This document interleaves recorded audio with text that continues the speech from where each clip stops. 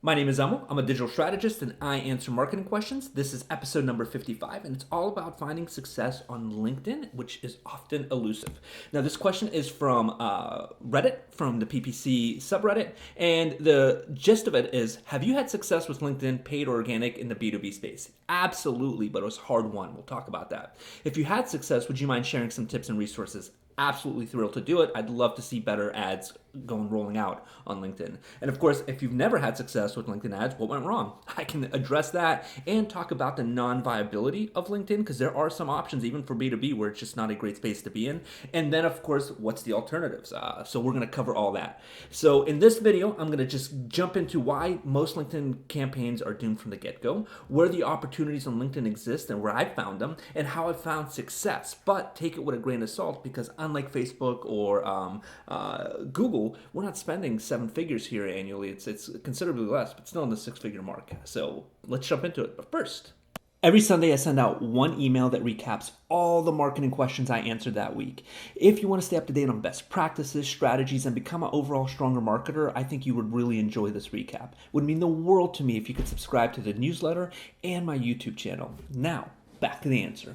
2021 was an interesting year for us with LinkedIn because we found three of our clients moving a big component of their yearly spend into LinkedIn. And we did this gradually in 2019, then 2020, and 2021. At this point, we have some clients who are spending 65% of their budget on LinkedIn happily. Now, these are smaller campaigns that you run on there. They're not, $4, $5, $6, $10,000 a day campaigns, but they do have a lot of similarities once you get the groove in.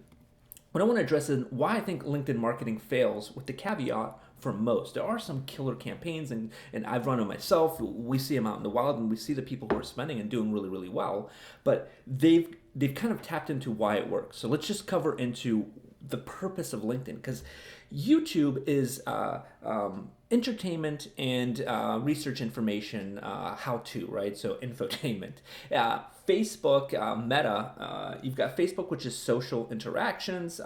You've got Instagram, which is aspirational. You've got TikTok, which is fun and engrossing. All of the platforms that exist serve a very specific purpose, and they hold a very specific purpose in our mind. Where we go wrong, where I've personally gone wrong, and I see lots of people go wrong, is they don't make the same considerations for LinkedIn. So let's talk about the mental condition that somebody's in, the space that they find themselves when they are perusing their LinkedIn feed. Number one, the purpose of LinkedIn is finding a job. 40 million job searches happen every single week. This is one of the most overwhelming use cases for LinkedIn. Somebody looking for a new job or looking to move vertically within their own industry. Number two, networking. Likes, shares, comments. Now, I use networking like this because a lot of people on LinkedIn network like they do in real life. And we've all been to those areas where there's sort of like B2B networking, and they're just like, oh, so uptight and terrible and like vapid and one-dimensional. That happens quite often on LinkedIn, from organic all the way to the marketing section. And then information. Industry-specific articles, reading and keeping up with the Joneses, competitive edge, trying to stay ahead of what the market trends are. And like G.I. Joe said, knowing is half the battle. People who are using LinkedIn to beef up their skills are inevitably doing it to earn more money, be a leader in their space, or be somebody you could lean into and be really great at their job. So once we understand that, we can see how different this is from YouTube or Facebook, Instagram, TikTok. It holds a different space. This is an ad that was on my newsfeed, and I remember seeing this yesterday, and I was like, oh my god, this is horrible. And then seeing your question today made me want to kind of break down these ads, which was excellent timing. This is Master of Arts in Strategic Communication and Digital Strategy. This looks like something you printed out in the mid-90s and put up on a bulletin board in your community college. This does not look like somebody who grasps digital strategy or communication, right? So imagine you're perusing and you see this. It's just terrible. You're going to move on to it. But the thought that you put into Facebook ads and Instagram ads and YouTube ads clearly isn't here. Nor is it here. Webinar, application modernization, December 7th. What we've got some weird background, a stock image of whatever, and just what does this mean? This literally means nothing. It's boring as hell, just like you would expect a B2B space to be. A premium experience for a premium audience. Who in their right mind sees this in their work feed during work hours and goes, you know what? Dance like nobody is watching. Nobody. This is so anti what LinkedIn is in so many ways. And then you have contextual targeting. Freaking love this. Contextual targeting. I've got somebody with isotoners catching a football with a bullseye in the back. Is this archery? Is this Ace Ventura?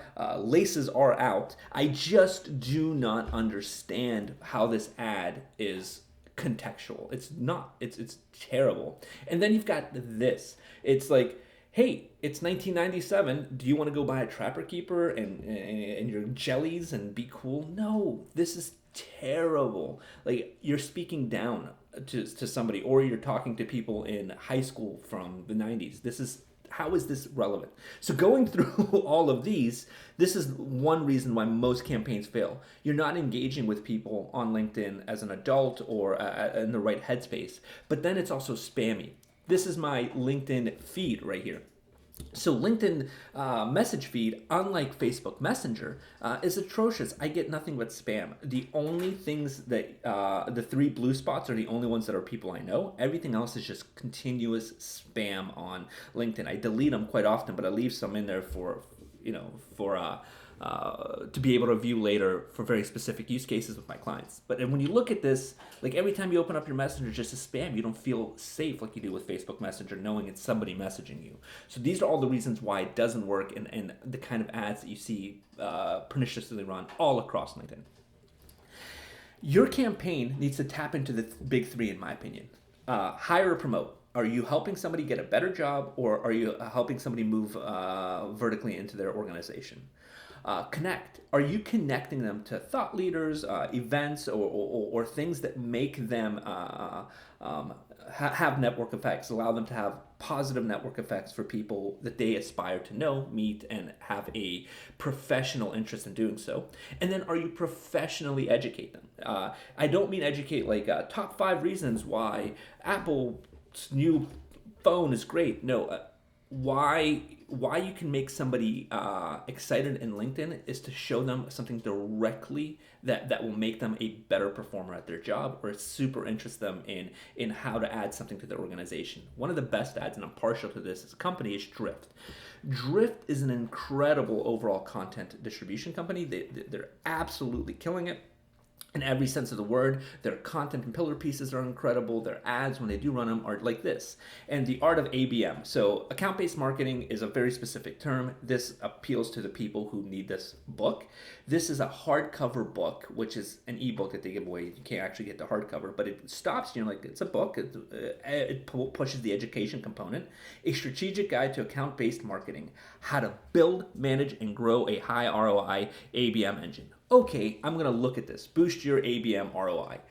Very specific, not speaking down to me. They're telling me, this is what we're going to offer you. This is it. And they've got a name brand that over the years they've established as thought leaders in the space of marketing. So you're going to take this a little with a little less grain of salt, actually, and you're going to click the ad and trust what they say more than the average bear on this. So LinkedIn, in my opinion, is always top of funnel. LinkedIn is never going to be mid or bottom of funnel. It's always top of funnel. You're always educating high level top funnel ads.